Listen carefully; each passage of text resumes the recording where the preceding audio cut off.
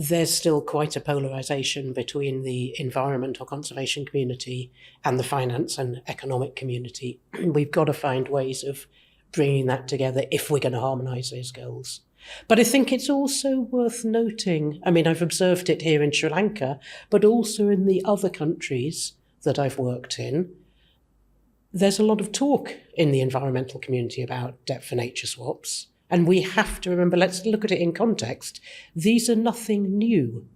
From the late 80s, there was a huge trend, sort of late 80s into the 90s. There are a lot of debt for nature swaps. A slightly different model. It was swaps. It was mainly buying off debt and then using the proceeds to capitalise some kind of a trust fund. What we're seeing now, I'll talk about it in a moment, is a little bit different. It's still to do with debt and it's still to do with financing conservation, but it's being managed a bit differently. So it's not new to the conservation community, but there are very polarised views, as we see in Sri Lanka as well.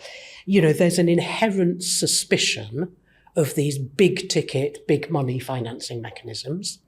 There's an inherent suspicion among, normal people, myself included, as an economist, of debt. As soon as you use the word debt, it's very loaded. And if you are coming from a background where maybe the nuances of public debt and how it is used as a tool for economic management is not so clear, it leads to a lot of inherent suspicion.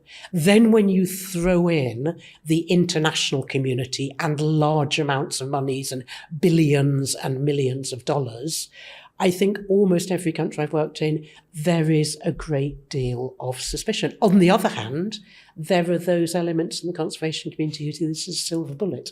And that's largely because of the huge potential that is undoubtedly there of debt strategies to free up what in conservation finance terms are huge amounts of money.